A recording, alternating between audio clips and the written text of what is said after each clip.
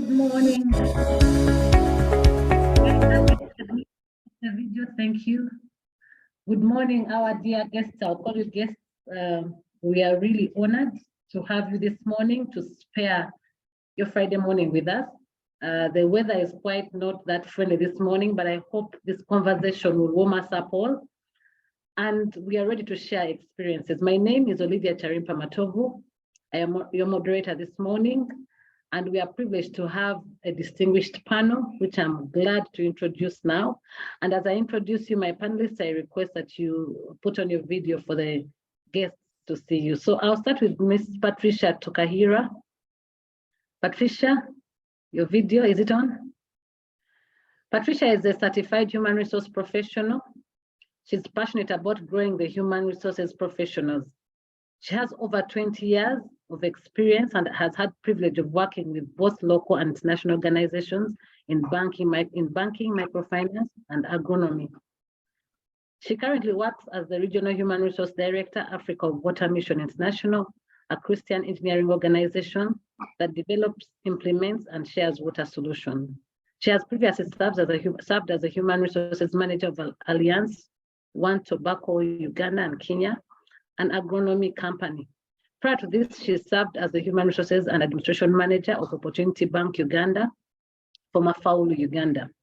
Other positions served include Worldwide Fund for Nature as the Human Resources Manager. Patricia, thank you so much for sparing your time to share with us this morning. Next, I'm going to introduce Mr. Abdul Chibuka. Abdul, please put on your video. Abdul Chibuka has 20 years of combined management practice, the last 15 years of which were at executive level. I'll go to his current position. He's a CEO and principal HR consultant at True North Consult Limited. He's the board chair designate, Willis Towers Watson Insurance Brokers Limited. He's a board member, Uganda Chamber of Mines and Petroleum.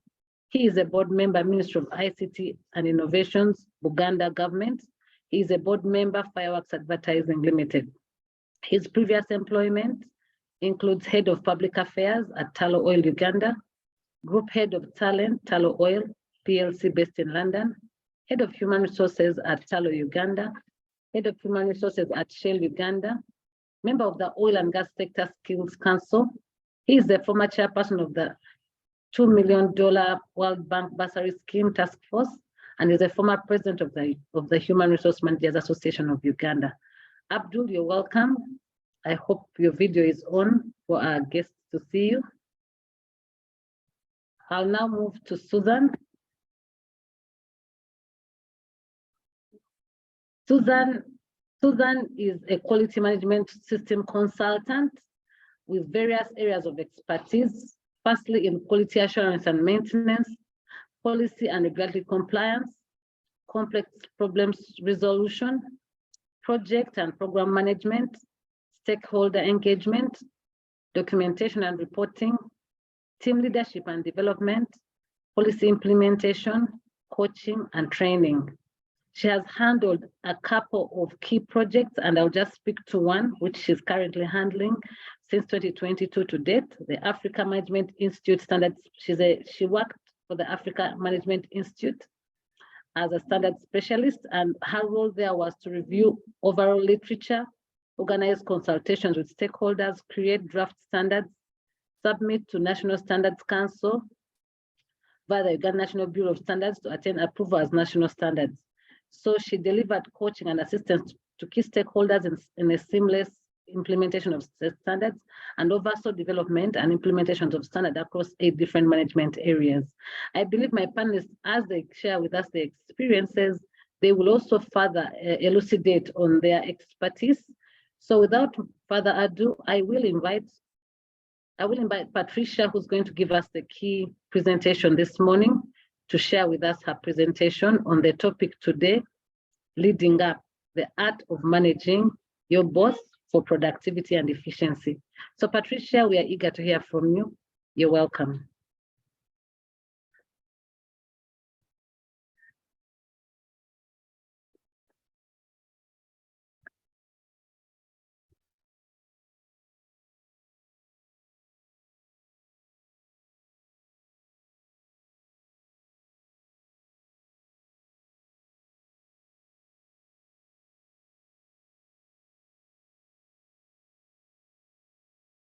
Can you see my presentation, friends?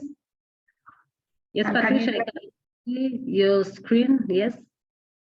Okay, good. I've been talking for the last 2 seconds, so hoping you're seeing me. As I always say, that technology has its own mind, and it wants to loves playing tricks with ladies. But thank God, here I am now. Good morning, everyone. Olivia, you've done justice to the introduction. I'm looking forward to presenting what I have, but more to also hear what others do have. I'm looking forward to an engaging discussion. I thank the organizers for choosing me to give the keynote speech because, and I believe that, or hope, maybe believe is so deep, but I hope that what I'm going to share will stimulate our thinking, create an hunger, create a thirst for knowing more and doing better in our work. And with the panel that we have, questions will be asked, and I believe there will be valuable input from everyone. So thank you very much, Olivia. I just want to bring out that when this was posted on one of the forums I'm on, someone said, I hope there is a board member.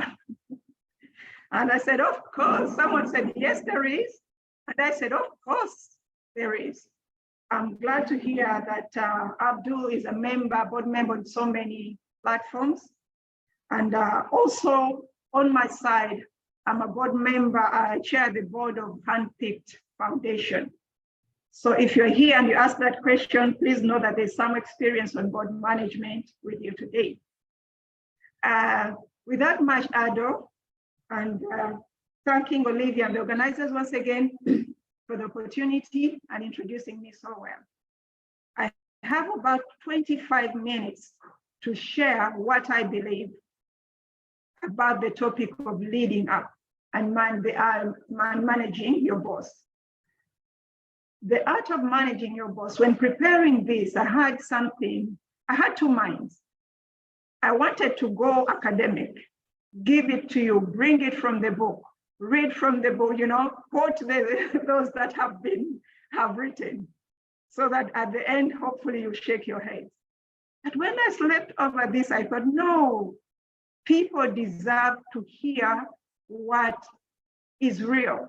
People deserve to understand. They can read the books for themselves. They can actually go, these days, so knowledge is everywhere. So after thinking about it, I said, no, let me share with you my heart. And my heart could be the heart of so many other people that are here. Maybe you will relate with some of the things I'm going to say, or maybe you won't relate.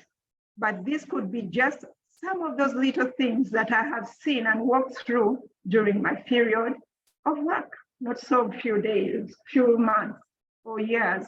There are quite a number. So I'm thinking, and I'm like, okay, what is leading up? This one I read because I needed to be sure that my thinking actually aligns with another one. And this is what Micah Alsim, I will encourage you to read her book. She says, he asks a question first, is it true or false? Leaders have followers, but not all followers are subordinates. I'll pause. True or false? Okay. I agree with what he says and says, yes, it's true, quite true. And as we discuss, you realize some of these things. He also goes ahead and defines what he believes and what I agree with as what leadership is. It's an act, meaning it's something you put effort in, you have to perform. An act is actually performance, you have to perform it, you have to put effort in it, you have to learn it and unlearn certain things. So this act of working with people above you. Perhaps many of us could be today, maybe we are leading many other people, but this time we're saying, you leading someone ahead of you. And this could be your boss. Some of us have the matrix structure. We have bosses. Could be a board of directors. a domain that leading boards is so familiar with. Could be stakeholders, could be customers, could be, but the aim of you acting in this way is so that you and your boss or the people you are leading actually achieve that which you have targeted to do. Could be the strategic plan of an organization, which could include increasing sales, which could be attracting maybe funders, could be so much on so many. But this time you want to act in your subordinate role to help your boss or your stakeholders or your board to gain that which you have, which you both want to. So the question is, how do you do that? How? Okay. Before we go to that, I want to ask you something here. You know these things that go around in our place. Have you heard? Have you heard? Have you heard these things? If it wasn't you who said it, but have you heard how someone says, my manager ignores me? Have you heard how some people say, my manager keeps me in the dark? Have you heard? My manager is inconsistent of what is expected of me. He says one thing here, he says another thing here. Come to the appraisals, we are assessing different things. Have you heard? Have you heard that my manager used to do my job and finds it difficult to accept that I want to do it too? Have you heard? Have you heard that my manager is never around when needed? Have you heard? Have you heard that my manager, I think I repeated that for emphasis, does not delegate properly? Have you heard? I'll pause here a little and just mentally, I want you to create your own thinking of have you heard? You can even post it in the chat and let us know about your have you heard? Many of us are looking to go to the workplace and we feel, the first time you enter into that place, you feel, yes, this is it. I'm going to do my best. I'm going, colleagues aside, my manager is the best, especially if your manager participated in the interview process. They are the best. You praise them even before you get there. But when you get to the workplace, it's very possible that you start, have you heard? This could be shared. It could be just your observation, could be you thinking about this, have you heard? So the many have you heard as you have thought through can actually be worked through, around, or with your boss for you to get better. Many times, or always, the reason you have a boss ahead of you is so that they can guide you, they can manage you, and that's your boss's role, to manage you so that you can do what they need you to do. And if you want to survive that terrain, you actually want to know how you can lead your manager up. For just thinking through this, we spend over, they say 8 hours of work, but no, I say sometimes 12 and others 14 hours. If you've worked in some places, for instance, I live along Entebbe Road. To be in office at 8, I have to leave my home at 5 during school days so that I'm in office by 7:30. So that means I'm at office from 7:30 up to 5, and when most cases, when my work extends, it's up to about, so maybe even 10 on some different days. So we spend all that time. So you want to have a relationship in that workplace that can actually make you feel that, yes, I really want to be here. And the most important relationship at the workplace is your boss. because he determines a lot of what you do, how you do it, what you earn, how much you earn. They determine a lot, they speak a lot into your career. So the topic leading up today. So why do you want to lead it? You want to influence your boss so that they can they can notice you, because we all want to be noticed. Trust me, even when you're acting like you don't want to be noticed. The reason sometimes we go an extra mile, you want to be noticed. It's human nature. You want to be noticed. You want to be recognized. You want to be happy. You want your strengths to come out. You want to progress. If you're an assistant, for example, you want to be an officer. If you're an officer, you want to be a manager. If a manager, you want to be a director. If a director, maybe a CEO, or maybe an organization owner, or whatever it is. There is a reason you want a good relationship with your boss. So, what are some of those problems? The what ifs. I did ask you the what ifs. I'll be going back here, hoping that as I talk, and please put up your hand when you feel that maybe I'm talking fast, or maybe I'm not doing what I need to do, or something you need clarity on.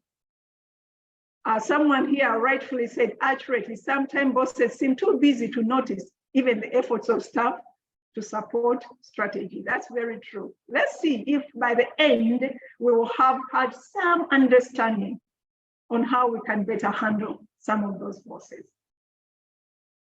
So here I'm saying, and I quote, managing your boss is an essential skill that can help you achieve success in your career. It involves understanding your boss, their priorities, communication, and all that. That is true, their style of leadership. We have tried to cut this down into a manageable language, into our day-to-day experiences, and let me know how we fare as we go along. One of the ways in managing your bosses, after you have asked your what ifs, what have you had? Have you heard? Have you heard? Someone just said, have you heard that my boss actually is too busy to support me? Have you heard? So one of the ways I have learned, you find it in books, but now I want to put my experience. I've had some good bosses. I've also had different bosses. And I've known why sometimes I have had a problem working with some bosses. And it's from that wealth of mistakes that I share today. And I also share from the wealth of the good bosses that I have worked with. Looking at the bosses that I've been able to manage and work with, is I understood what the manager likes and dislikes.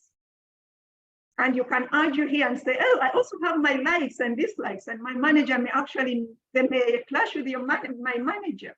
Remember, there's a reason why that person is your manager. And you want to make them better, you want to work with them so that you can achieve that which the organization is focusing on. Learn to know their likes and their dislikes. What are your manager's prejudices and habits? Some habits can actually be very, very annoying, that they even affect your work. Some prejudices could be so off. Someone may just don't want to work with people of a different nose, or people of a different color, or people, he thinks everyone that is this height thinks like this. Prejudices are there. And remember, your manager has formed these things since they were children. And you're just meeting them in their 30s, in their 40s, in whatever state. So these might be strong. So how do you handle that? Know their prejudices, know their habits, and work around them. I hope as we discuss, this will become clear. But if it doesn't, we have a question and answer session. You can ask and then we shall address them.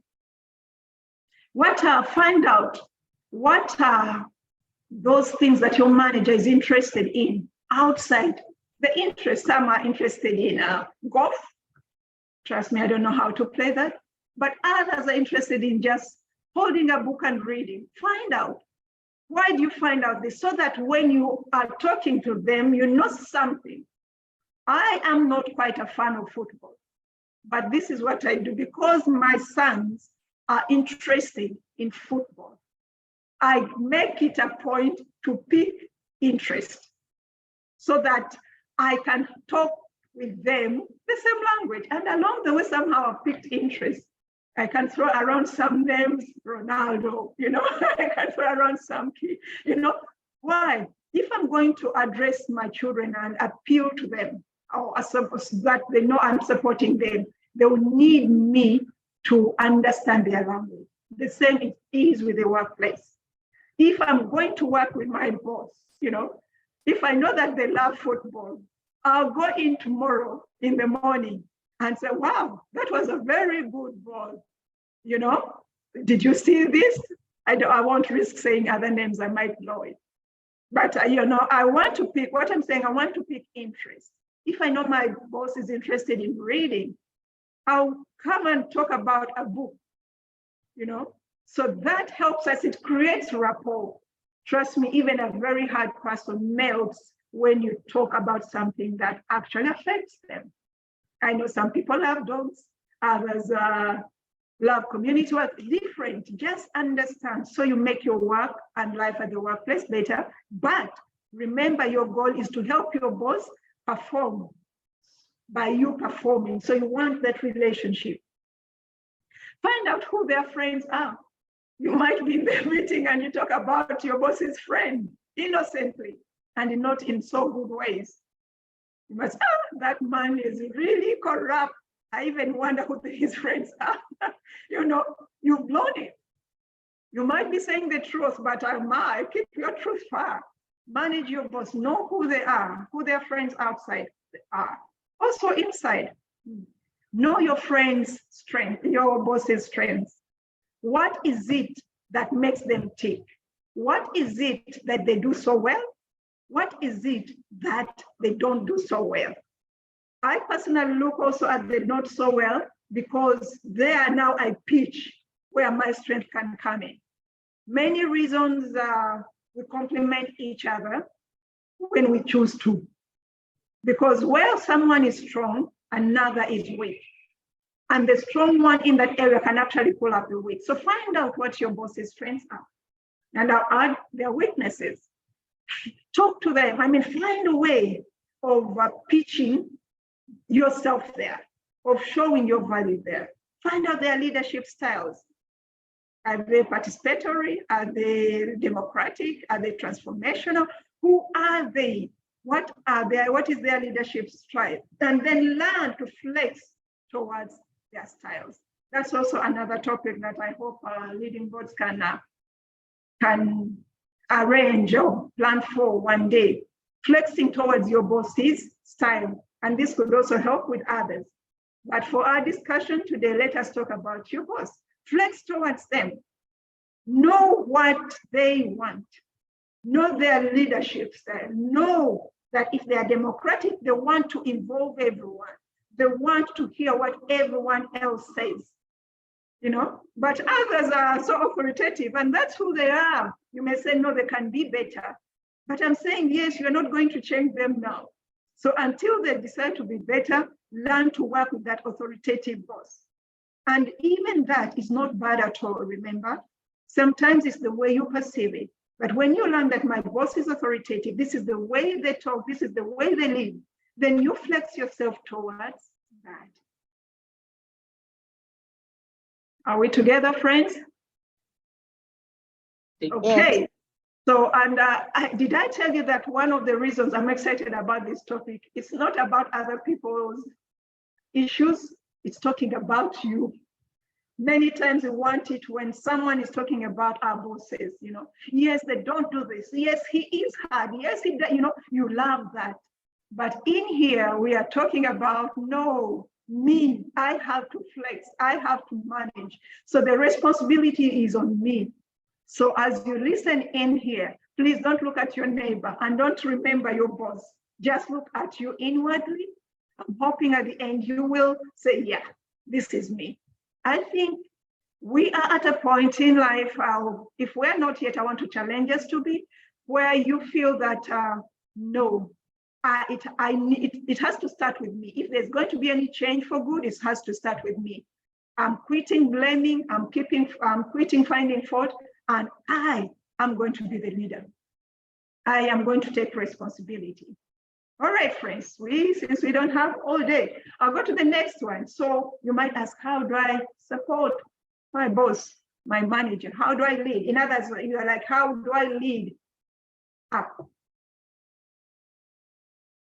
One thing is very important, that you want to create a relationship with your leader that will let them know they can rely on you. Not only to do your own job, but to support them too. They can rely on you to do your job well, but you can also support them to do their job. If they need an extra hand, they want to be sure you are there, you will support them. If they need someone to bounce off ideas, they want to be sure that when you come in, you won't just listen, you actually be able to either challenge politely in the right way, challenge, offer solutions, cause them to see a different way. So they want to know that they can rely on you. They want to know that when they're in a fit, yes, it's Olivia, it's Shamim, it's whoever is there, Hamida. Yes, this one, is that the problem? No, let me call you. So if you're going to lead from up, if you're going to influence your boss's work, then, or the way they perform their duties, then they must know they can rely on you. It's different when you go in and say, there's a problem, or for instance, when you commit, you are going to do this thing, you are not doing it, you offer problems, no solutions, it's going to be hard. When you walk in that office, they will be saying, there she comes. What problem now? There she comes.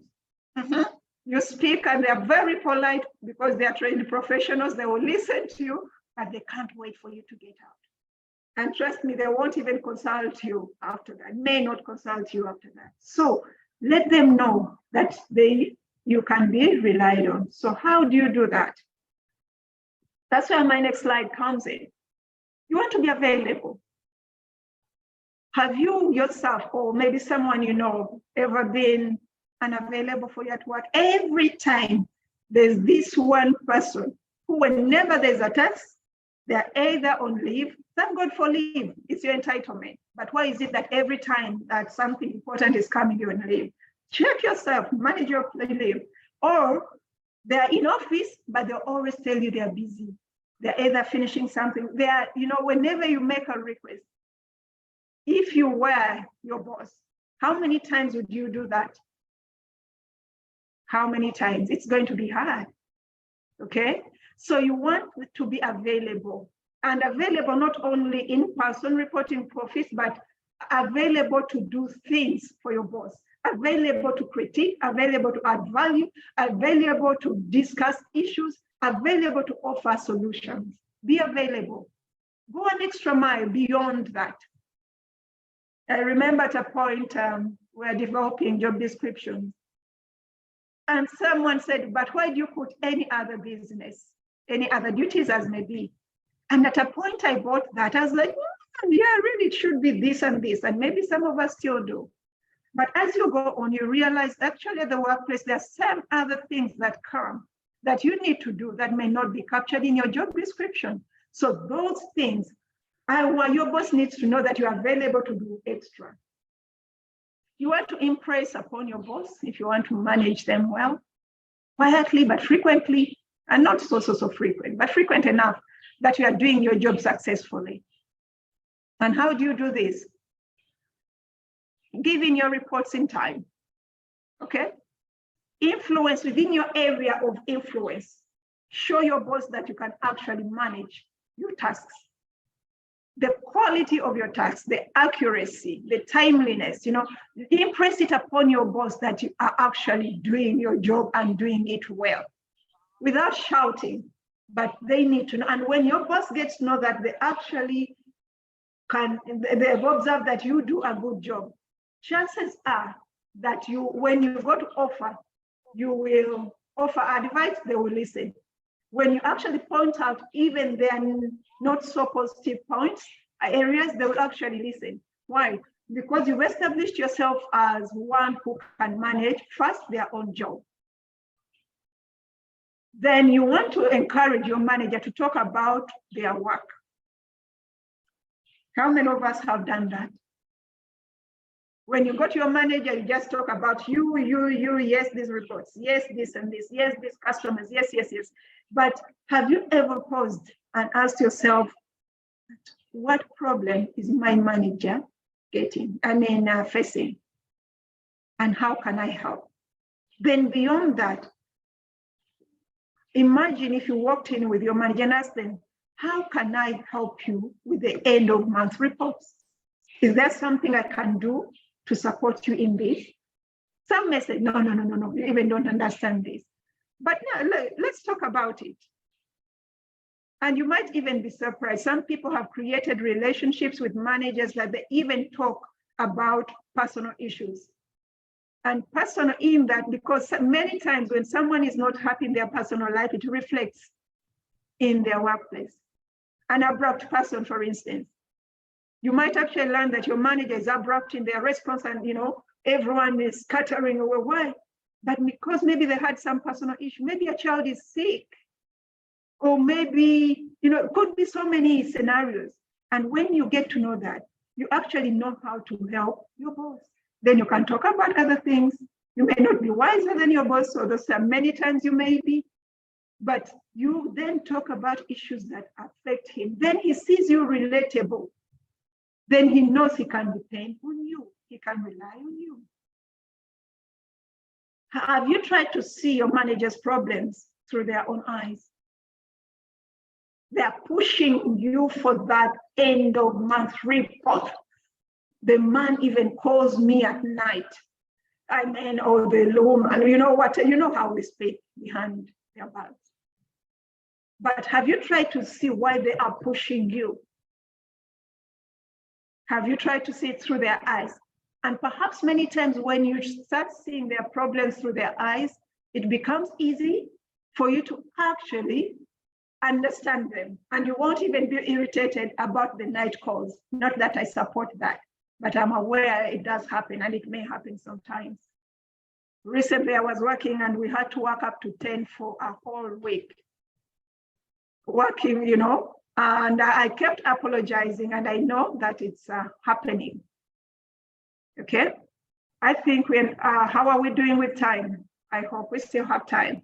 Patricia, not much. I would like to request you to probably conclude in 2 minutes, and hopefully you can delve in some of those aspects you may not have talked about when I pose certain specific questions to you. Thank you. Thank you, Olivia.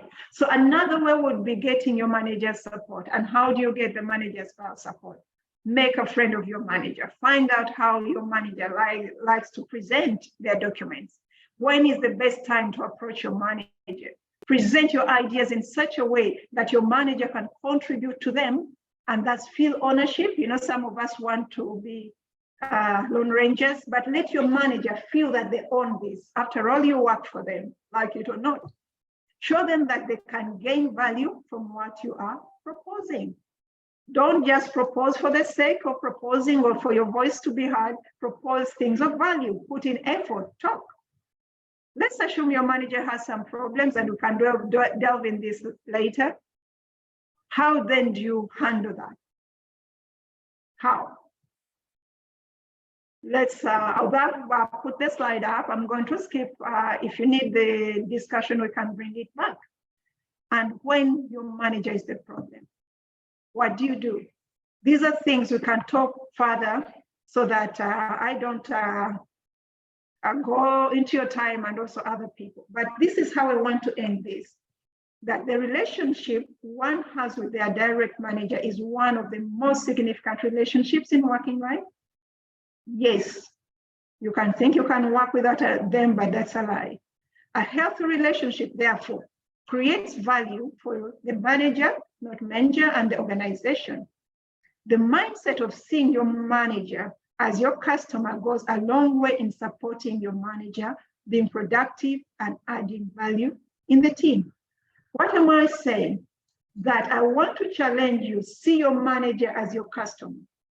That customer that determines your bonus at the end of the day. That customer that determines your increase at the end of the day.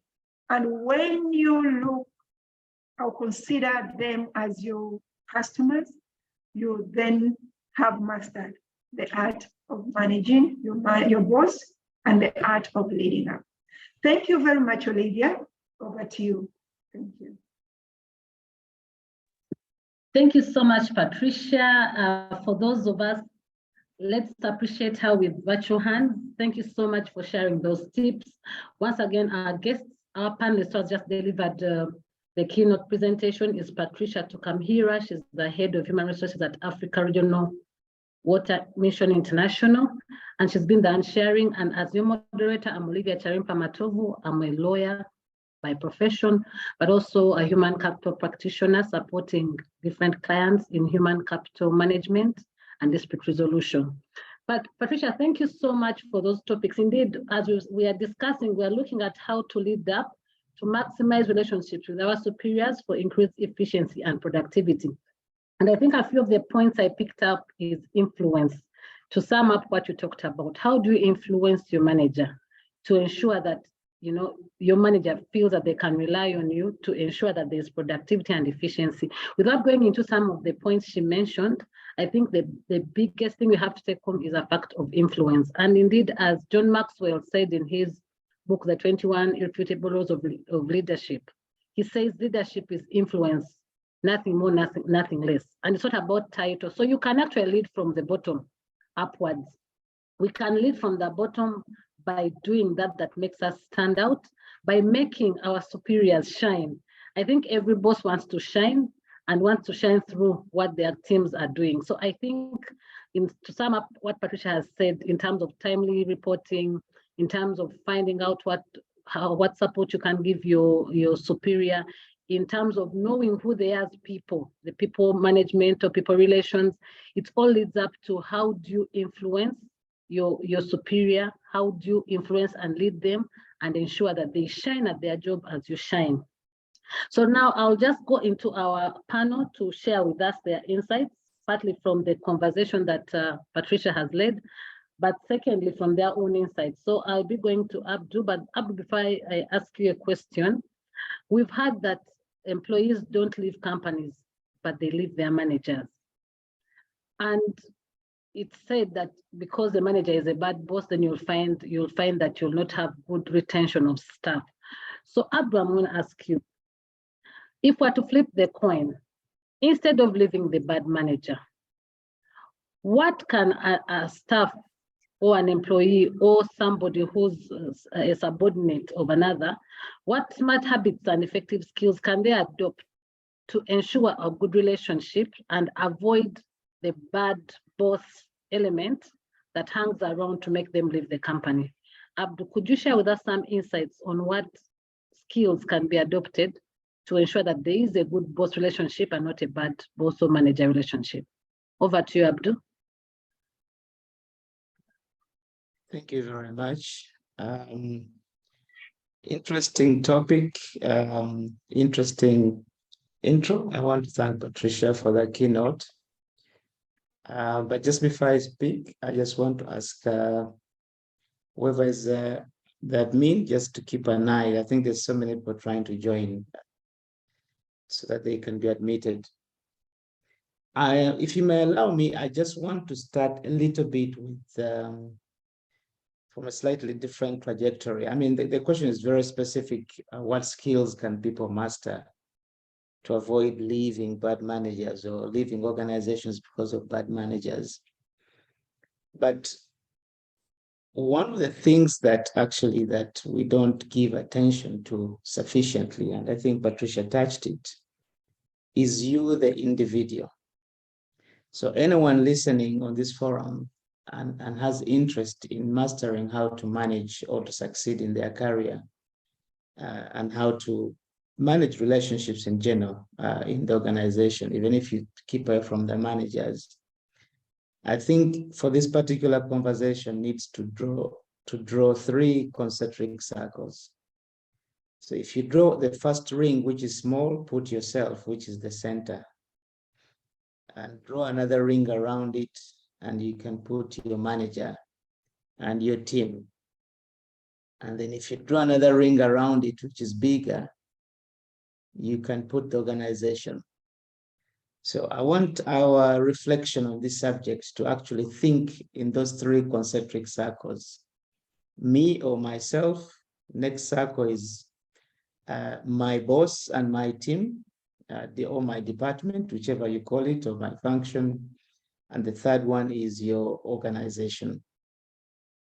If you master how to relate one with yourself and how to relate with your team and your team leader or manager or boss, it could be a board, it doesn't matter the level at which you are laid, and through with the whole organization, then you are going to succeed. And I think that will give the answer to the question that have been asked: how do people avoid because of leaving bad managers? And there's been a lot of talk globally and several quotes from different leaders about managers. Some people have said that a good manager is better than a good organization because they'll have a lifetime impact on your thought process, on your careers. Like they'll mentor you, you'll imitate them, or you'll avoid being the way they are. So going back to the question, start with yourself. One of the things that don't happen sufficiently enough in our organizations, especially at our career, is that we're never trained sufficiently to master ourselves. Yet we've come to learn later on in life that one of the biggest skills in life is actually influence, as has been said sufficiently. Now, you cannot influence other people when you've not mastered yourself. So self-mastery is the starting point. And whoever is a human resource practitioner on this forum should go back and actually offer training to people in self-mastery. When we come to skills in emotional intelligence, because this is what we're talking about today. The first primary skill is around self-awareness. Are you aware of who you are, your own style, your own preferences, your own emotions, your own strength, your own weaknesses as an individual before you start thinking about my manager or how to deal with your manager and your colleagues around you? Secondly, can you manage yourself before you start worrying about whether you can manage your manager? Because if you cannot manage yourself, there's no point worrying about managing your manager. It can't happen, or leading upwards, as we would say, if you cannot lead yourself. So the question is, what are now the skills in self-management? Yeah. Can you manage, we were talking about skills in personal effectiveness. Can you manage your time? Can you manage your work? Can you deliver it on time? Can you do what you've been told to do the way you've been told to do it? Can you communicate effectively? So go and do some homework on what are the skills in self-management and self-mastery. When you get those two, self-awareness and self-management, then we can begin to worry about the bigger challenge around, okay, how do I then manage my manager? So to your question, part of the reason many people leave organizations is not purely because the manager is bad or the managers failed to manage them, but because actually they never mastered the skill in self-mastery and self-management as a starting point. Now, when you draw 3 concentric circles, the circle which is inside, which is the smallest, when it breaks, all the other 2 break. So, and you're the one sitting in that internal circle. Now, one of the things that I think wasn't highlighted very, very effectively is now the next circle, where your manager sits and where your colleagues sit in the department. Now, we're now going to the next level of skill, which is social awareness. How do you interact with the rest of the team to make sure you deliver? Because you need to remember your manager operates in the context of the team or the department, but in the bigger context of the organization. So you need to know what are the dynamics within the team that I must manage to be sure that my manager is okay with me. That is why some people say I was the best performer in the team, but my manager disliked me most. It might be because whilst you're performing very well, you are actually not constructive to the rest of the team. I saw a comment here online about someone talking about toxic organizations. Sometimes the best performers in organizations are also the most toxic people because they have a key skill and they think they want to be macho and they want to deliver alone, yet they're part of a team. Now, if you now take it to the next level, you need to also remember that you and your manager operate in the context of an organization. That is the third circle I asked you to draw. You have to think about what are the dynamics in this organization? What is the vision that we're trying to pursue as an organization? What is the mission? What is the culture here? Now, once you define those and you have a bit of clarity, ask yourself, what is also the place of my manager in this organization? Your manager could be the CEO, your manager could be the board, your manager could be a team leader, but what is their place in the context of the organization? How much influence do they hold overall in the organization? How much support can I give? And I don't want to repeat what I think Patricia presented on very ably about how do you support your manager? How do you make them shine? How do you make sure that you attribute your success to their leadership? But I think that was touched on sufficiently. But once you master the dynamic over 3 levels, yourself, your team and your team leader or manager, and then the organization, then you are going to fit into the organization. Now, if you fit into the organization, it's very unlikely that the manager is going to have a problem with you because you are all pulling in the same direction. So sometimes what happens between people and their subordinates or people and their leaders is actually because they're moving in different directions because all of them have not given attention to the 3 layers in which they need to manage. Now, I just want to make one comment before I close my opening remarks on the subject. I don't know what time I was allocated to give my opening remarks. Is that in those 3 circles that I've talked about, in those 3 concentric circles, where yourself you sit, where your team and your manager sit, and where the organization sits, there's a power dynamic. Now, that power dynamic will always tilt towards the 3rd circle, which is the organization. The 2nd level of power will be your manager and your team, and the weakest level of power will be you, the individual. Now, do not try and act in such a way that you try to outshine the team, which is the next level of circle, because invariably you will try and outshine your manager. Also, do not try and outshine the organization. Try and do things that you know make the team look good, invariably makes the manager look good, invariably makes the organization look good. Do not forget that. That's why Patricia said, try and adopt your character, or not your character, but your style to fit that of your manager. Try and avoid, and some of this is very, very basic. You need to know, is your manager an early morning person or an evening person? I'm not saying you become one, but you try and meet their needs within their daily cycle. I'll just close with an example. I did work under a boss who I knew that they start their day at 5.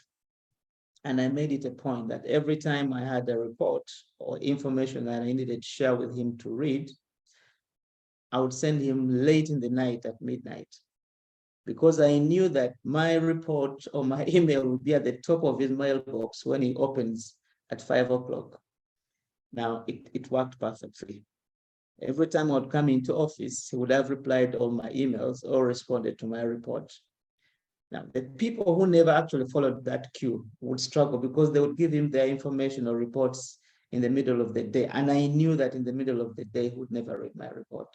So it's not adopting character, but just understanding the style of the person or the people that you work with. It could be boards. Different boards have different behaviors. Some are very, very detailed boards. They want to look at every detail of the report. Others want to look at very high level information. Have an honest interaction about them. How do you want the information shared? When do you want the information? In what formats? I've seen CEOs work under boards and present very, very nice, sleek slides. But the board members are of such an age or a time that they actually can't read these slides with all the acronyms. So I just tell them, look, you're actually failing to understand your boss's expectations or what they can do with the information you're giving them or not. So, but I don't want to repeat what Patricia talked very ably about. In my closing, I just want you to go away with the idea of 3 concentric circles. And if you are going to focus much energy in any of those 3 circles, the first level of energy must be in the one that is internal, where you sit. Your self-awareness and your self-mastery will lead you to managing the next circle, which is your boss and your team, and invariably you'll get good results in the bigger circle, which is the organization. Let me stop here for now. Thank you, Abdul. Thank you. I believe gotten some serious tips, especially know self. I think pretty much we focus on knowing the environment outside us, knowing our teams, knowing our supervisors and our managers, and maybe the organization. But thank you for that addition, that knowing self is key, because it enables us then know how to manage ourselves and manage our bosses or our supervisors, and also manage the dynamics of the organization. Thank you for that. So now I'll call upon Susan Lubega. Susan, we spend most of our time at workplaces. And we have had some of our participants in some of our webinars, for example, say, even over and above spending, let's say 8 hours or 9 hours at work, one of them complained that her boss expected her to be available for work assignments almost 24 hours. At least it looked like that to her. He would call her beyond working hours, expect her to put in time over the weekends, even sometimes at the expense of missing family functions or family engagements. In such a dynamic, how can this person lead up? Thank you very much. Thank you. Thank you. Yes, yeah, proceed, please. Thank you. Okay, thank you very much, Olivia. Good morning to you all. Thank you for joining us this morning for this very interesting topic. And to your question, the first thing I would say is that you need to realize that this person is passionate about their work. And for them, time is of the essence. They want to get things done in a short time, or to achieve as much as possible in the shortest time possible.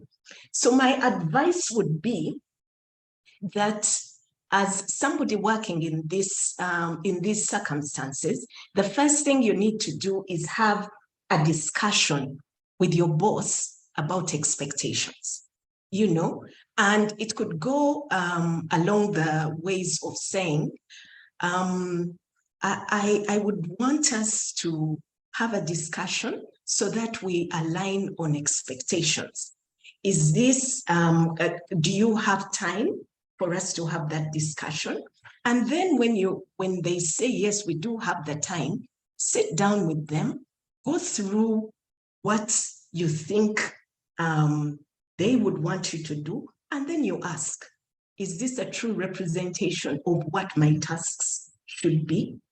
And then if at any one time you have an engagement and you know that this person expects you to be available over the weekend, just mention it in passing.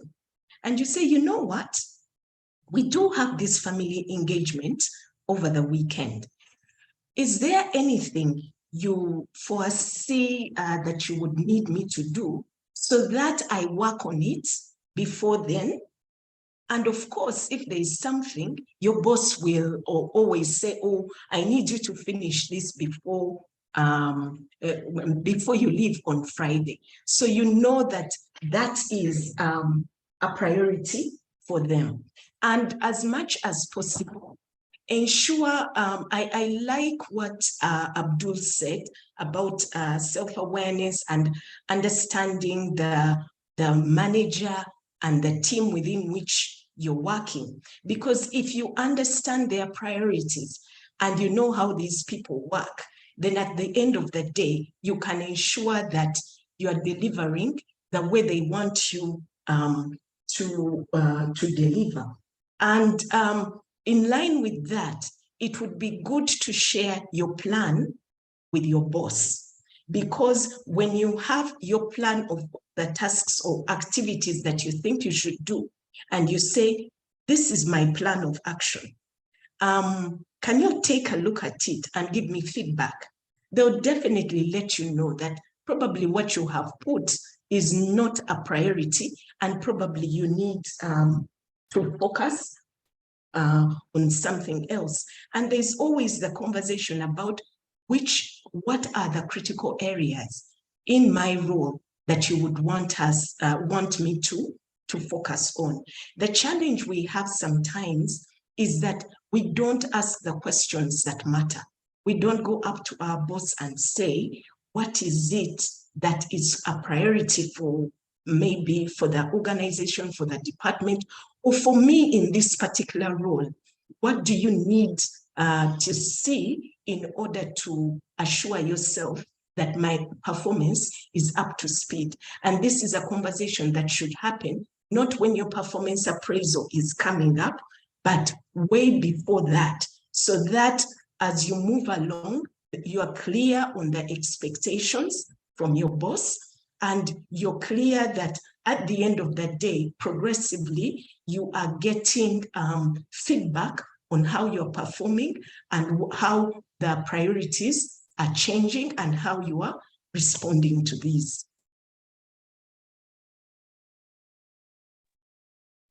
Thank you, Susan. Thank you so much. I guess what I personally have summed up from your discussion is initiative, taking the initiative. I think many times we wait for our supervisors, for our managers to come, and be the ones to give us the direction. But what I hear from you is taking the initiative to actually lead to say, what is the plan for this week, for example, for the month, for the quarter? I was thinking of ABCD as, the plan and activities we have to do. What are your views about that?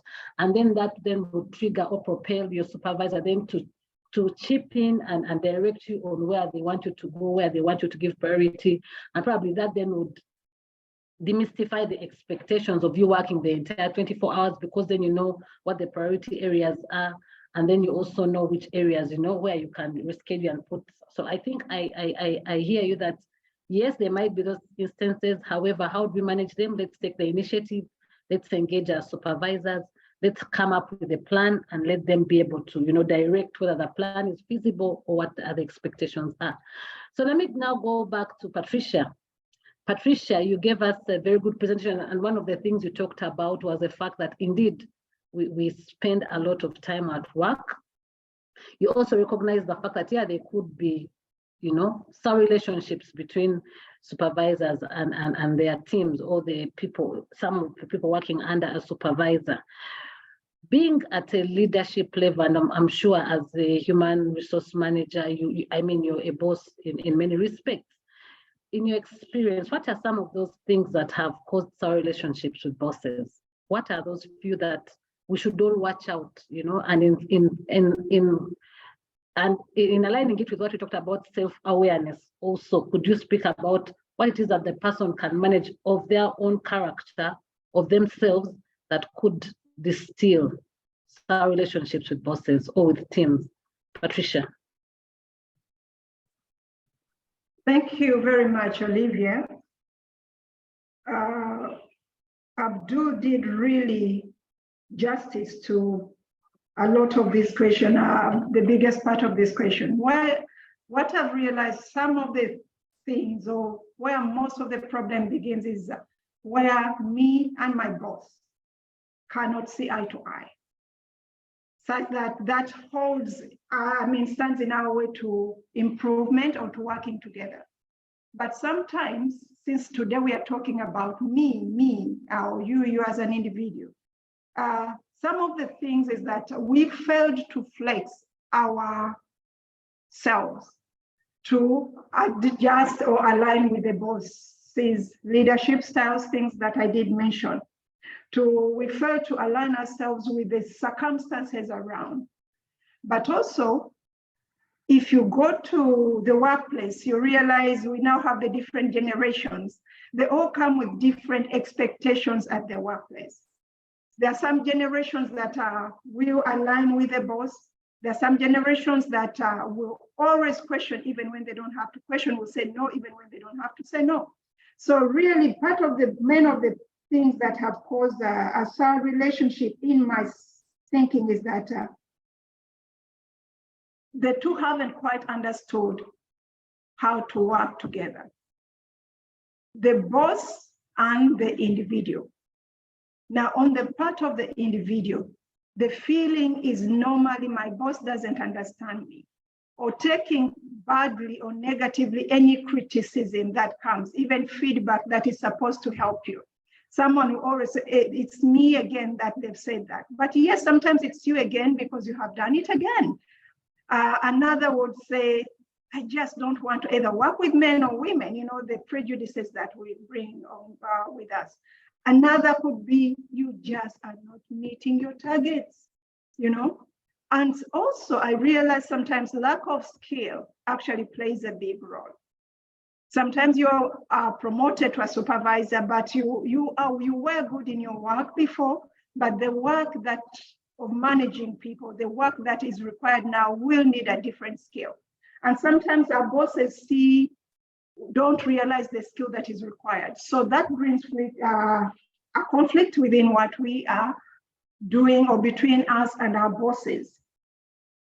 So these hours of work can be so tedious, can be so long. The morning someone can greet you, good afternoon at 10. Chances are they're already tired, in their mind it's already 10, it's long. So some of the issues are those.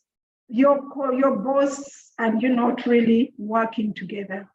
But also Abdul, I liked what Abdul brought in, the circle or your colleagues, the people you work with, they can make your workplace so terrible that you don't perform, so that you even don't, now you don't even lead, you don't support your boss in terms of delivery.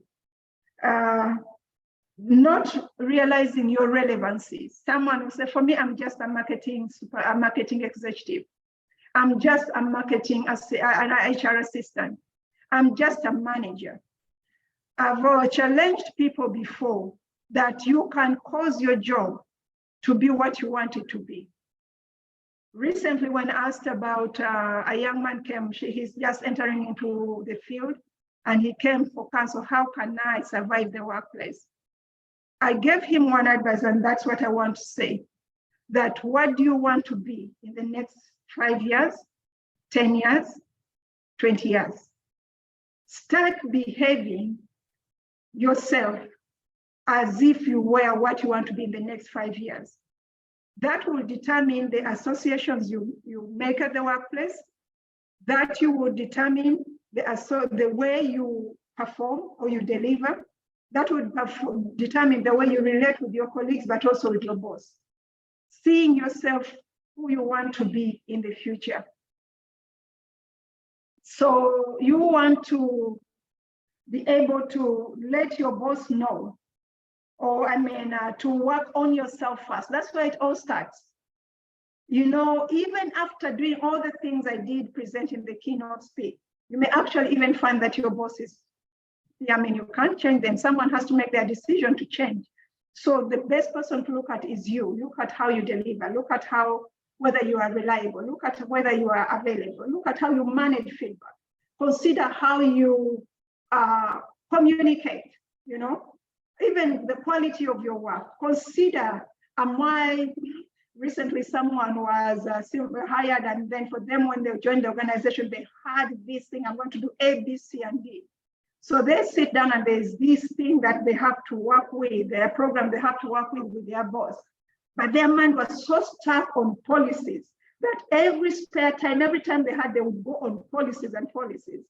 After a month, the supervisor asked them, you've been so busy, what have you been doing? and says, I've been doing policies. No, we didn't talk about policies. We actually wanted to do A, B, and C.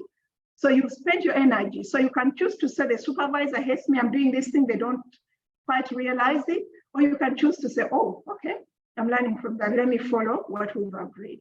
So a lot has to do with what we did discuss, the availability, the reliability, the communication style. Have you ever had someone communicate to you something good and you wish they actually slapped you in the face? I know you are smart, something, they say it with a tone, with a way, in the timing, everything about their communication style is wrong, even in writing. So how do you do that? I mean, how then do you manage that? So look into it. Could be you. You could be the best finance manager the organization has ever had. But the way you speak, the way you communicate, both oral, written, and verbal, could be just, someone that just doesn't want to respond to you. I mean, to work with you. Someone is asking here, and let me read that. So how would you then avoid the potential label of being the boss's favorite among his co-workers, which could also be potentially dangerous if colleagues start labeling you the boss's person? That's a very interesting question, and I wish we had open discussion because I'd love to hear other people's views, but this is how I would do it. I'm creating a relationship with my boss, not so that I'm favored, but so that we can work together to achieve organization objectives. And what I'm doing, if my intentions are clear, then perhaps my teammates will also learn from that. And some of the things that we can do, I incorporate others. When I'm managing my boss, I may not always would I be as a lone ranger, it's me, it's me, it's me. I would want to incorporate others in the discussions. I did this with so and so, and this is how we came up with. I can call this person in the meeting and we talk. That way everyone is included in the circle. And if you are doing it right, and if your intention is not to be the preferred person or the one that, but you want it as a team, which is what I would go for, I think we would, the favoritism may not quite show, but also you want your boss to treat others the same way. So you encourage them to do what you're doing, maybe directly or maybe through through incorporating them in your decisions. Thank you so much, Patricia, for those tips. First of all, to demonstrate to us what causes a sour relationship, such that then we are able to ensure that we don't do some of those things that would cause a sour relationship, but also in terms of how do you also manage your team members. I like the fact that you said incorporating colleagues, ensuring that you work with colleagues, and when you work with them, don't take the credit alone, go together with the colleague you've worked with who has probably shared an idea or something, and have them participate in the conversation with the boss, and therefore your colleagues will not hate you that you're looking to be the favorite. So I want to now go to Abdul. We've mainly been talking about boss, and essentially it was looking at probably a relationship with one individual, but let's go to a broader perspective. Abdul, you're on several boards, as we have seen from your profile, and obviously boards are in charge of strategic leadership and oversight of organizations, and many teams or senior executives report to them. But sometimes appearing before board of directors is like an interview panel for some of the senior executives when they have those board meetings. Or to some, it's like they are going before court martial, because of probably how some of the board members may treat them. Sometimes the board members may be harsh. Sometimes they may dismiss some of the reports they've shared and send them out. I think if you've been in boards where they've sent out the entire management team to go and redo whatever they had prepared for the board. So what tips would you give to senior executives, management, whether it's an individual who's presenting to the board or appearing before the board, or a team? What tips would you give them on leading up where a board is concerned? Abdul. Thank you, Susan. Olivia. Very good question. Sorry. Thank you, Olivia. Very good question. I don't have good perspective on the entire spectrum of the audience that's listening in. But with your permission, I just wanted to respond to one of the comments I've seen running, because I think it might be of interest to many people. Yeah, then I'll come back to the question you asked about, in summary, what I'll call, management and board dynamics, and how those can be managed. So I have seen a comment that someone says that it's about insecure bosses. Someone has said that, what do you do if your boss thinks you want to take their job in case they're insecure? Now, that's a very common comment. I didn't trace who actually made the comment, but it's it raises a different conversation here about leading upwards. And one of the things that we must really try to avoid if we're going to be successful in organizations is making assumptions about our bosses, our peers, our colleagues, even the organization. I have had so many people say that my boss is insecure, they think I want to take their job. When in reality, it could be that it's their own style that is actually making the boss react in a different way. So if you are going to present a report that should come to your team leader or manager or CEO, and you give it to the board before they review it, of course, they are going to act in a very, very tough way on you. Now, your interpretation of their reaction will be that, oh, they feel threatened. Now, one of the things that is very common in organizations, if I may just offer some very quick coaching, if we have young people on the forum, is that quite often our subordinates are more technically savvy than us.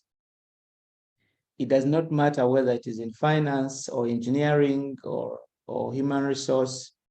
The higher you grow as in the organization, the more senior you become, the less technical you are. So you will not find a boss who knows how to make very beautiful PowerPoint slides, or who knows how to run very sophisticated, Excel, reports, run pivot tables and all sorts of things. Or in engineering, you will not find a boss who is very good on engineering design. Most times it is going to be the people at the technical level who do that. And normally the trap we fall in is actually to think that because you're very, very good at engineering design or computer coding, you fall into the trap of thinking that's the most important thing in the department or in the organization. So you see yourself as technically more competent than your boss. Now, because many people, I don't know if you can still hear me. I seem to have lost my. No, we can hear you, Abdul. Okay, can you At also least see I can me? hear you. Yes, I can see you. I hope the rest can also hear you. Yes, I can Okay, hear him. there was a temporary interruption on my side. So what I was saying is that so the temptation to think that because you are technically more competent than your boss, then you're probably more important than your boss is very, very normal. So the day you make a very good presentation and you get loaded by everybody except your boss, you begin to think your boss feels threatened. But they may not load you because either the style you used was not right, or the forum where you made it wasn't right, or you did it without their permission or their endorsement, or you didn't give them a chance to review. In which case, then you're not playing as a team, or you're also not playing as a subordinate. Remember, I mentioned in those 3 concentric circles, there'll be power balance, and that power balance is not towards you, the individual. The power balance is towards your boss or the organization. So I have seen so many people who think that their boss is insecure, but in reality, it could be that their own style is actually making the boss respond in a manner that's dysfunctional. And I think if the boss are not the authoritative type who will tell you, yes, I like your presentation, but these are the rules of play. You don't do A or you don't do B, then the boss might actually not stop giving you access. And when they stop giving you access, you think it's because they feel insecure, you want to take their job. But it's probably because you're also not doing, you're not using your emotional intelligence rightly by way of influencing. So I just wanted to just make a comment on that before now I go to Olivia's question about management and board dynamics. It's a Abby, if you similar could answer conversation. that in about 2 minutes so that we can manage time. Yeah, so in terms of board dynamics, the relationship is not too different from what we've been discussing. The challenge with boards is that you have many people. You have 7, 6, some of the big boards have up to 10 board members. So you've got to home in on the individual sort of styles of preference of the different board members. But the quick tip I'll give is that a lot of what happens in the board meeting in terms of outcome does not start and end in the board meeting. If you know you have a performance which is not very good, which you are going to present to the board, I think you need to manage the expectation by communicating it to the individual members earlier than the actual board meeting so that you don't shock them. Two, we live in an era where the word influencing has become so common, and it is actually giving full-time jobs to some people. Now, the way we do influencing on social media and other platforms from a marketing perspective is the same way we do influencing in board dynamics. If you know you have a difficult conversation or presentation coming on as management with the board, try and look at the key people within the board who you think drive the thinking process of the board. There will always be 2 or 3 domineering members in every board. See them ahead of the board meeting and manage the expectation, or try and get them on your side, or explain to them deeper what challenge you're facing with before you shock them in the meeting, because they are going to come hard down on you. You will look at 10 people and know that if A speaks first, B and D and E are going to follow in the same thought trail. So you go and speak to A, or you send A the information ahead of time so that they really understand it and understand your challenge. So boards are also similar, like to dealing with one individual boss. Manage communication early. The things that boards want from management are usually easy. They want information and they want it early. Every time management gives the board information last minute, they think they are trying to trick them not to look at the detail. And those rules are usually clear around how often do you share information, how many days before the board meeting, and so on and so forth. So most people who deal with boards here would know. But the key thing is influencing and managing sticky issues out of the formal meetings rather than waiting for the formal meeting to manage those sticky issues. It's a bit like what Patricia talked about. If you have a performance appraisal coming up and you know you're not having a good year, you're better off having the conversations early in the year every month as opposed to waiting until the final time to get a really difficult conversation. I think my time is done, Olivia. Thank you. Thank you so much. Thank you, Abdul, for that. And maybe just for me to sum up from the first question you answered, which I intended to ask, but you handled it anyway, about what you'd call an insecure boss. I thank you for sharing with us the fact of self-introspection, that, you know, sometimes it's looking back into you, the person, and asking yourself, what am I not doing right?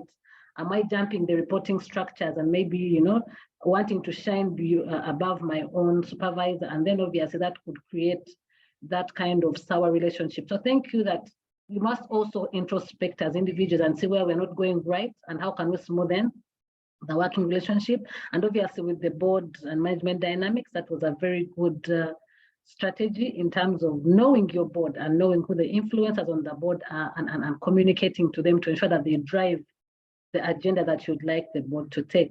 So now I'll ask you, Susan. Susan, I think in our African cultures, we've been, even as we are raised, we are told you don't question elders, you know, you don't question superiors. So we grow up with that, and obviously even as we get into the work environment, there's that feeling of the boss. You can't question that boss. The boss is always right, and therefore, even when you have a view probably, or if you have a positive criticism, you can't quite raise it because probably of that setting, of that cultural setting. But my question to you is, in the current generation, in the current work dynamics, does that culture still have a place? Does it still have a place in a workplace where you know the boss is always right? Susan, what are your thoughts? Thank you for that question. Maybe before I get to that, I just wanted to add a few comments to the question that Abdul was answering on oversight. One of the things that I believe is important, he made an important point about the fact that the higher you go, the less technical you become. And at the board level, you find that the individuals have experience and they have been exposed to many situations that management may not have been exposed to. So as part of leading up, it is for management to create opportunities where the board gets to understand better the business in order that they can leverage their skills and expertise and experience to give oversight to the board.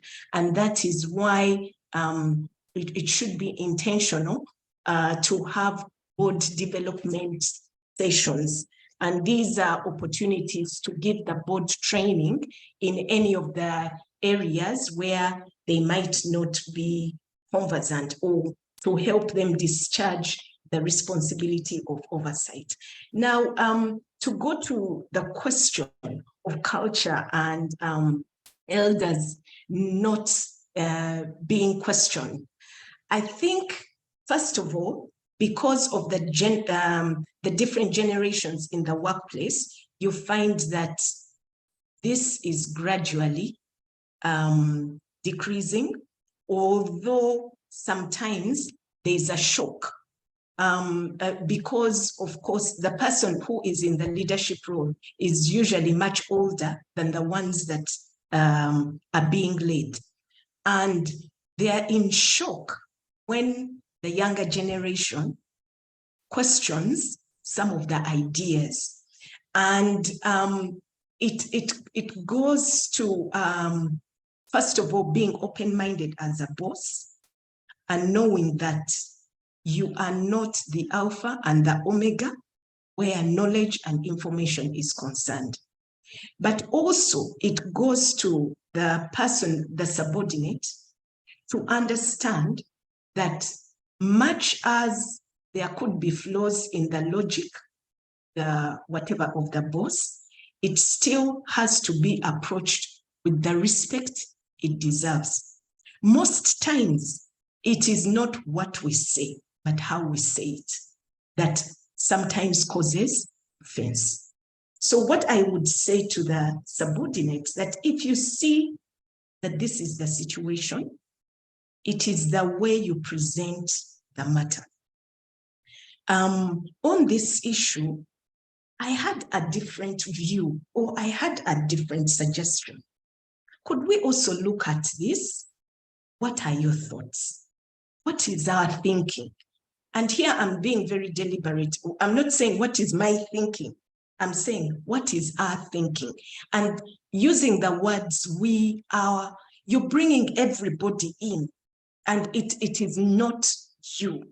And instead of criticizing the boss in a demeaning way, because sometimes that is what happens, the way you say it can be offensive, because sometimes you're trying to upstage the boss. And the minute you try to upstage the boss, of course, the boss is going to take you down. So using language that is inclusive, where we are saying, I also don't have all the answers, but my thinking, how about if we progress our thinking towards this direction? What is your view? Now, most times when you say it like that, the other party is willing to listen to you. So the point I'm trying to make is that, yes, it is true. You will have those situations where the younger people want to question, and rightly so. They don't see the things the way that a certain generation is looking at them. and rightly so. But how do you present that information? That is what you need to pay attention to, the way you present it, and being respectful and not forgetting your place. At the end of the day, they are still your boss. They will write your performance evaluation. So don't forget that. But at the end of the day, you want to progress the thinking of the organization towards a certain view, or to influence them towards a certain view that might not be held.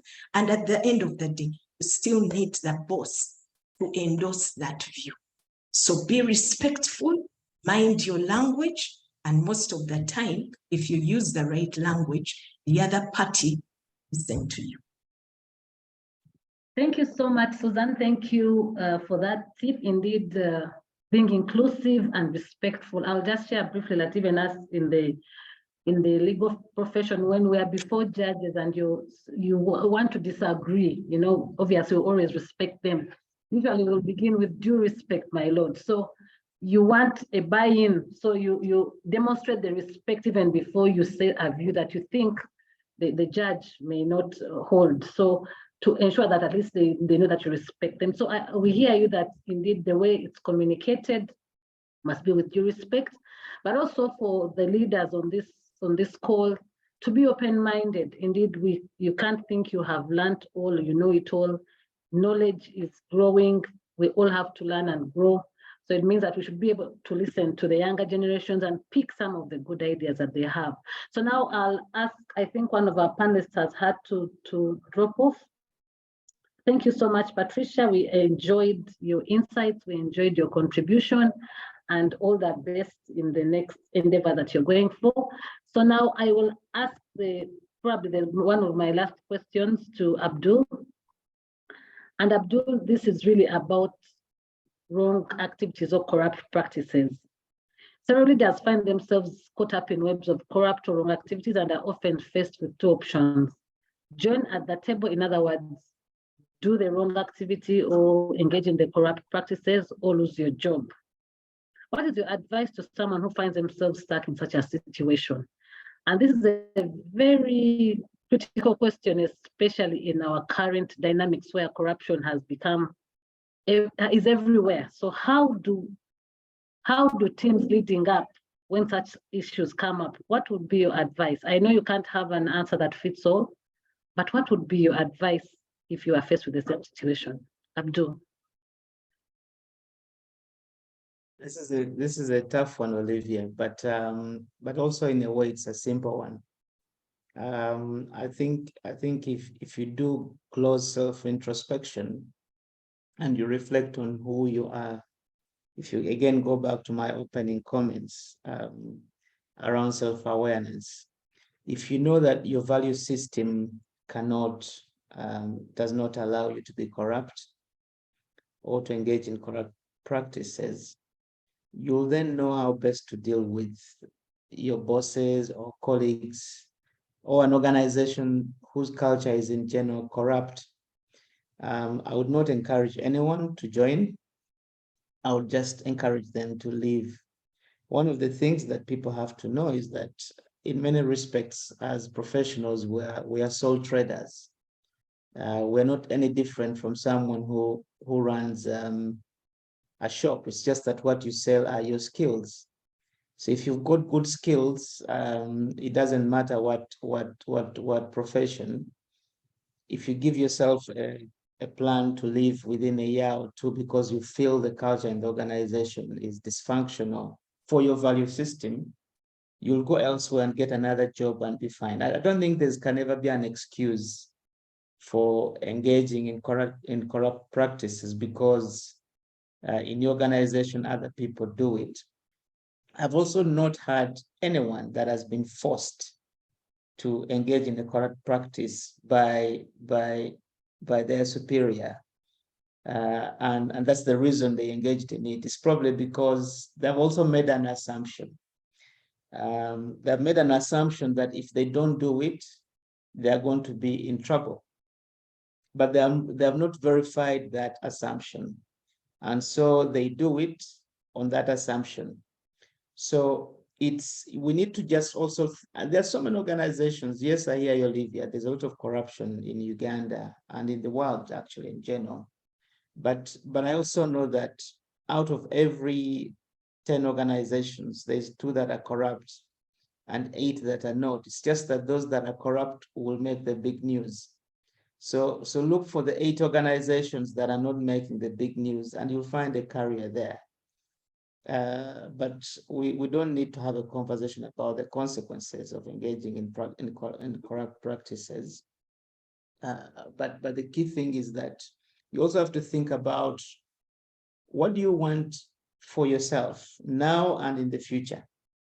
Because if you stay very long in an organization that is known as corrupt, it is going to get in the way of your career when you try and transition to other organizations.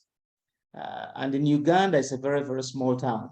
Everybody knows which kind of behavior is in which organization. And some of the organizations we work for a long time become barriers to our long-term success as professionals.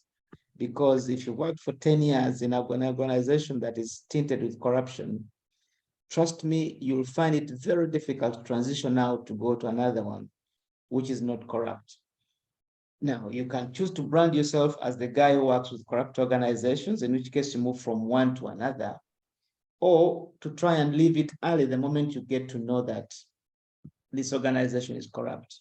Having said that, Yeah, you can also do homework before you join some organization, so that you don't find yourself in a situation where you don't have to be the odd man out.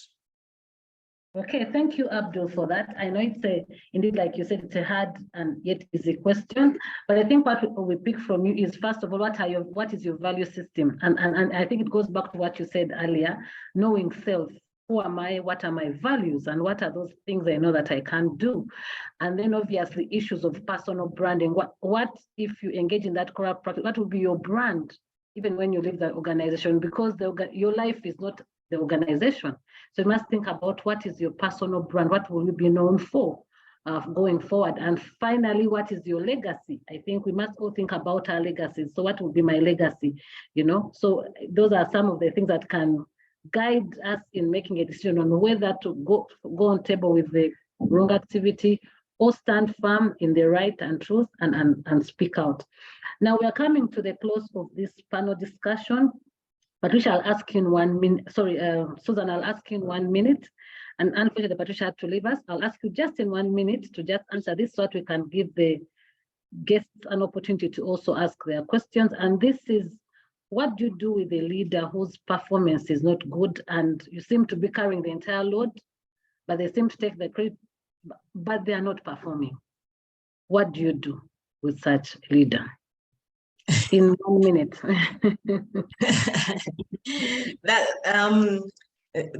That's a tough one, because there are 2 choices you have.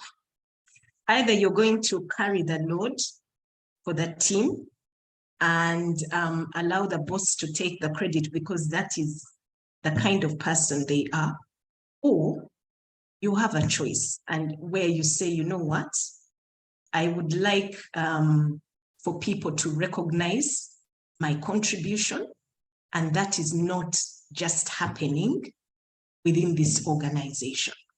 So everything is about the choices we are going to make as individuals. So you have a choice to either stay with this leader, but it is obvious that is the kind of person they are. They will continually take credit. Or you have the choice to look elsewhere where your talents, your contributions will be seen and recognized. So those are the 2 choices that are open to you. Thank you very much, Susan. I guess you're saying, don't be a prisoner of self. If you know you can't stand it, find opportunity elsewhere. There will be opportunities. Or else accept that you'll do your work, shine, let your boss shine, and hopefully eventually you'll also be seen for the value that you bring. Thank you very much. Now, I will not ask you for your last thoughts. I'll ask of you as we close. Let me now go into the question and answer session. I'll ask Carol to support me. There have been questions being posted in the chat. I think some have been answered. So probably I'll ask admin, do you want to pick a few people in the audience? So that 1 or 2 or 3 people, we have about 18 minutes to the end. So about 4 people to actually allow their questions and give the panelists an opportunity to quickly answer. Candice, are you there? Yes, I am. I have 2 Yes. questions already. Okay. I have 2 questions waiting already. You could read them out, then I'll just someone- allocate them to the panelists. Oh, okay. Someone wanted to know, how do you deal with bosses whose leadership style involves threatening and not motivation? For example, if you don't do this, I will do this. That's the kind of language they use. So this person wants some guidance on how they deal with that. And then earlier on, as Patricia shared, she mentioned something about being friendly with your boss and that kind of thing. And someone asked, doesn't focusing so much on learning the manager's interests or circle of friends outside activities, etc., derail one from the main job expectations and breed room for gossip? Yeah, so that was another question. I hope it's clear. It's clear. I'll ask Susan to answer the first one. The second one, I'll ask Abdul, because you talked about the 3 circles, and one of them involved knowing your team or your boss and understanding the expectations. So I'll ask you to answer the second question. So Susan, please answer the first one. Thank you. Yes, about the threatening boss. It goes back to understanding the dynamics in the organization. If it is a small organization where there is no HR department, it would mean that you are working in a very toxic environment. If there is an HR department, then the HR is the go-to person to have this conversation with, where you say, you know what, the way we are moving with my boss, I don't think you'll get the very best out of me, because I'm always under threat, the threat of me losing my job just because I am not performing to the task. And then the HR would be the mediator. They would most likely go speak to your boss to try and find an amicable solution to the problem without putting your work at risk. And some of these interventions could be even as providing opportunity for your boss to go for training, because sometimes there's something that was mentioned at the beginning by Patricia, that we get into these positions when sometimes we don't have the right skill set to sit in these positions. And that's why sometimes these things come through or filter through. So the role of the HR is to support your boss to ensure that they get to that point where they realize that by them using language like that, it is actually demotivating. And sometimes if there is no HR, sometimes there is the head of the organization or somebody else that you can always speak to, can either speak to this party, especially if they have that kind of close working relationship, to get them to realize how their behavior is affecting performance within the team or within the organization as a whole. So what I would say, look for somebody who can speak to your boss and do it in a way that they do not take offense, especially if you are still interested in this, in keeping this job. Thank you, Susan. Abdul, do you remember the second? I'm going to paraphrase the question. I'm not sure I remember the exact asking, but I think it was about how close do you want to be to your boss in terms of even knowing your boss's friends? Was that the question?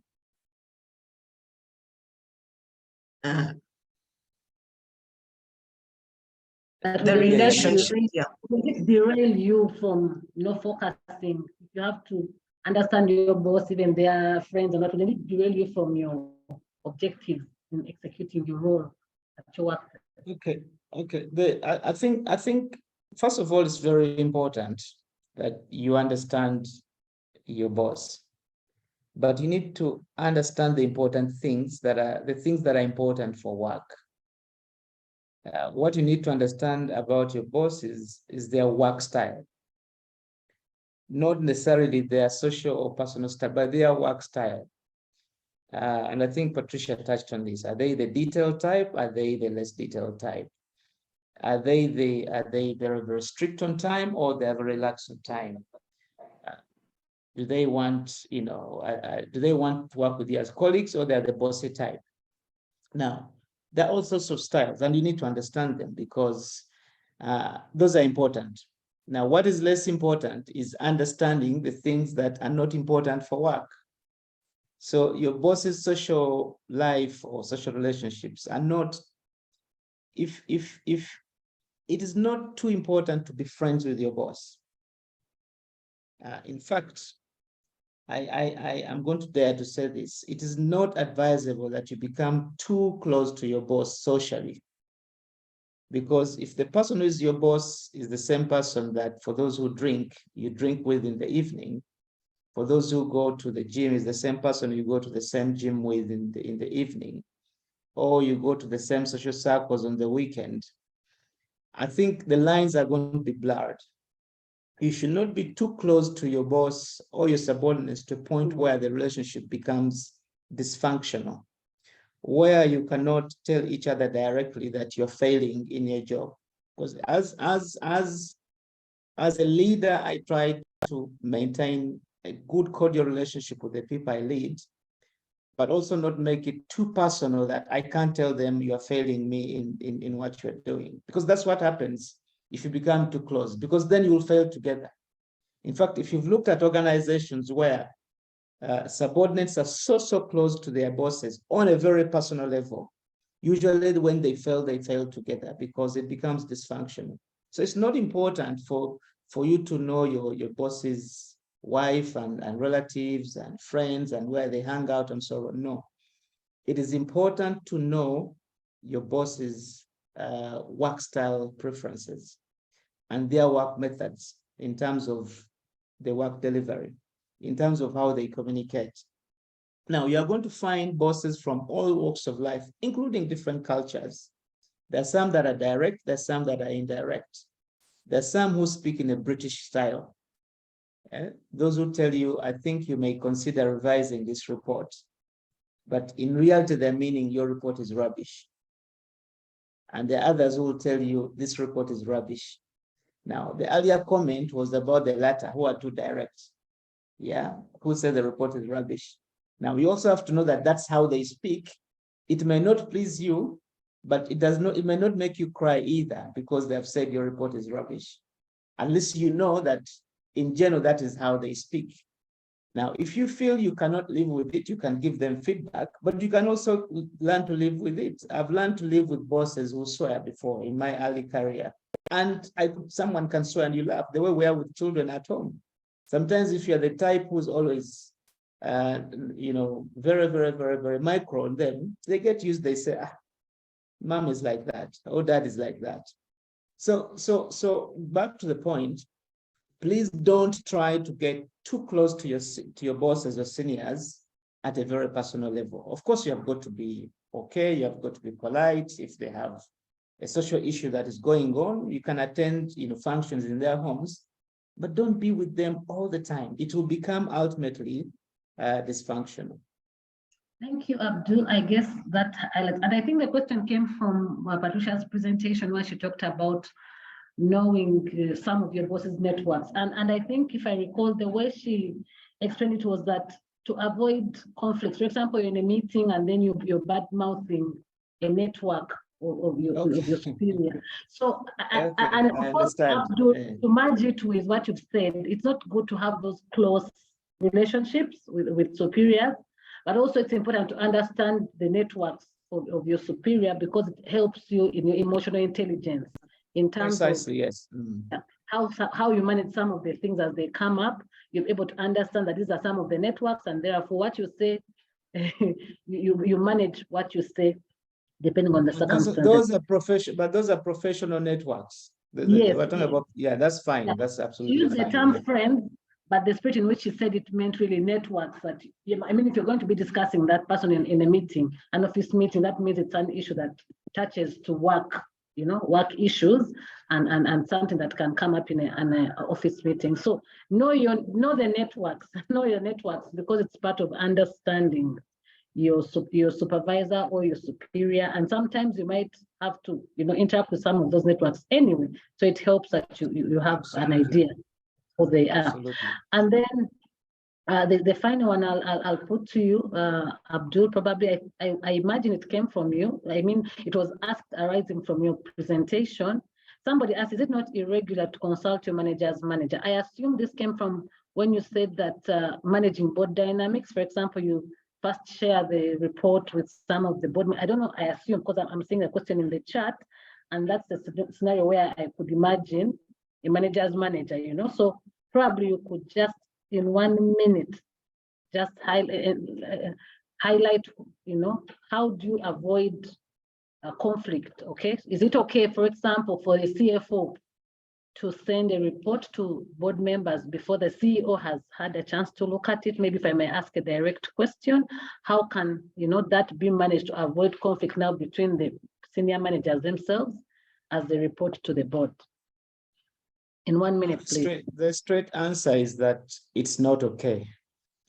I think what is okay is for the CFO to tell the CEO that they are going to consult with one of the board members or seek their views. Then it will be up to the CEO to decide whether they do that consultation or they say you can go ahead. In every power dynamic, there are sensitivities that you have to manage. I would not encourage anyone to, now, there's nothing wrong with actually talking above or consulting above your boss, provided you do two things. Either you tell them in advance, which is to seek their permission, or if you don't seek their permission, when you've done, you tell them. The problem is leaving a gray space and they find out later that you actually went and consulted above them without you letting them know, or without you asking for their permission. Open communication in any relationship, whether it's at a personal level or professional level, is very, very important. Now, when you want to achieve an objective, obviously there are tactics. Sometimes you might know or suspect that if I ask for permission, I'll not get it. So you can give yourself permission, but once you've given yourself permission, you come back and report that, I did run and I did actually consult with them on this matter. Of course, I didn't get a chance to ask you first, but this was their view. What you don't do is to keep quiet. Oh, I did run into the CEO in the corridor, and knowing that we have this issue in our department, our conversation led to that subject, and this was his view. Now, what you don't do is to keep quiet, and the CEO tells your boss that, Abdul told me A, B, C, D last week. Is it true? Then you are going to have a real issue. So it's very, very important to manage the power dynamic, because if you come back and report, he will not impute any suspicion on your side, which takes me back to the conversation we had earlier about, oh, my boss feels insecure. And this is when now people begin to say, if the boss now reacts badly, you say, oh, my boss feels insecure. Every time I talk to the CEO, my boss feels insecure, he reacts badly. But the issue is, he got to know from the CEO that you actually reported the matter. So if you went and actually said it, it's not going to be an issue. Okay, thank you so much. Sorry, I had to cut you short. I can see there's another question in the chat, and this will be our final question before I ask you for each of you to give us 1 minute parting shots. And then I'll ask Francesca to just give a short brief about leading boards, and then we can come to a close. This question is, what if your boss struggles to guide you because he or she thinks you should know? And when you ask, the answer is, I expect you to have it. Or when you submit something, instead of clear feedback and criticism, it is go and look at it again and see how to change it. Susan, what tips would you give to a person with such a boss? You know, the boss thinks they know, so the boss doesn't support them or doesn't give them the actual feedback on how to improve, but tells them, go and look at it again and improve it. But they don't know how to go about it. In 1 minute, please. Yes, thank you very much for that question. One of the biggest resources that we have is the internet, because it has almost everything that we would want to know.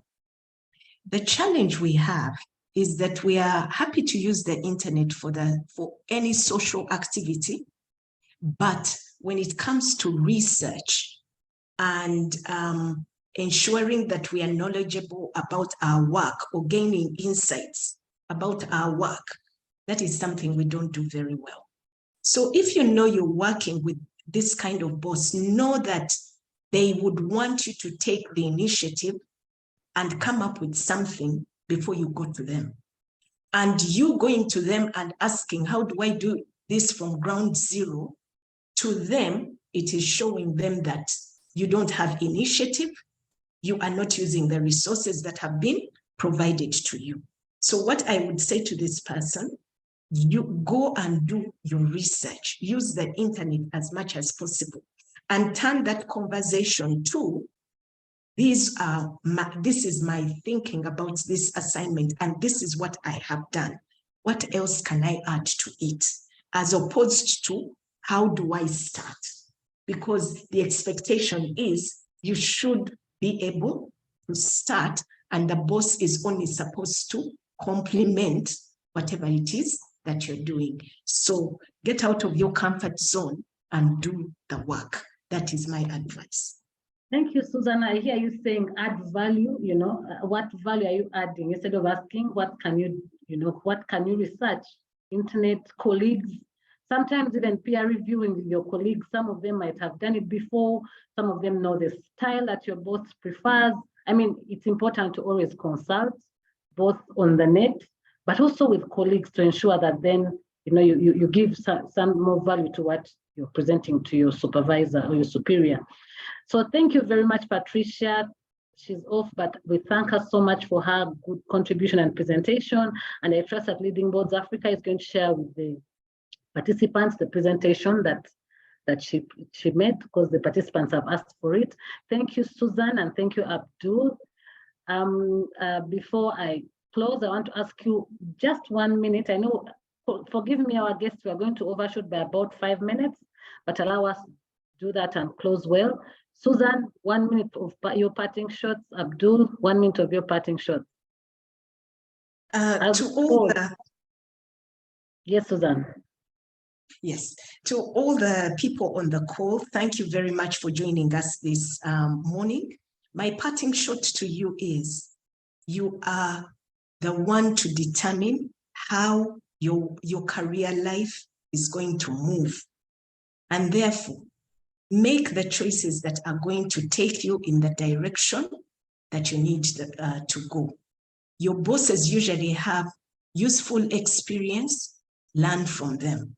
Because at the end of the day, regardless of how smart you are, we do not go to school for experience. So learn from their experience, because that is something that you will need in order to advance your career. Thank you very much to you. Thank you, Susan. Yes, Abdul, parting shot.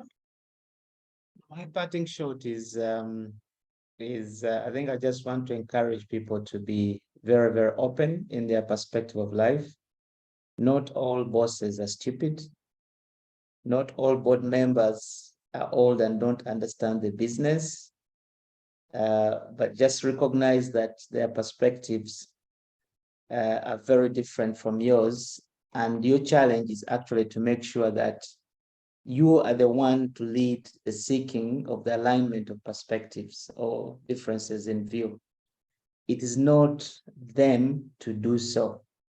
Our temptation is always to actually complain and think they are terrible, they are bad, they don't understand, they are out of their depth, they want us, they fear that we want to take their jobs. 9 out of 10 times we're wrong. Our task is to make sure that we actually make sure we align perspectives and ways of looking at things with them.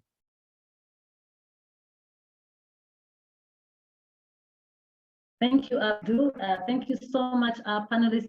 Thank you so much, really, for the great insights, and I can see the appreciation on the forum. Really, thank you.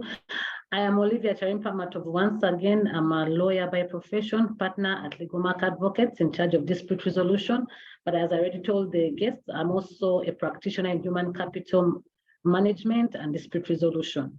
So I would like, before you go, please let's know more about Leading Boards Africa, the company that organized this informative presentation. And right on the screen, I hope you can all see it. Right on the screen is a presentation of Leading Boards Africa. Please, if you can put the volume, admin, please. Enlarge it. I can't quite see it very clearly. I hope, can you see in audience? Could you just tell me if you can see it clearly, or do you want us to? Yeah, it is visible. It is visible. Okay, so we are there about Leading Boards Africa. It's a global corporate governance and leadership consultancy company. And now the vision is to transform and sustainable client organizations. That is what the vision is, to ensure that you have transformed and sustainable client organizations. Our mission is to motivate superior performance in client organizations through delivery of exceptional governance and leadership solutions. And that's why we had this conversation this morning. How do we lead up to ensure that we have efficiency and productivity? The core values are professionalism, innovation, learning, and excellence. So about LBA, it's a company incorporated and it has a board governed by the board. The programs are listed right there: board programs, leadership programs, consultant company secretarial services, and CG consultancy, ESG consultancy. So those are some of the services being offered at Leading Boards Africa. And we want to really thank you. So what do we do? Sorry, the presentation has gone off, but I've given a summary of what Leading Boards Africa does. And yeah, we look forward to more engagements with you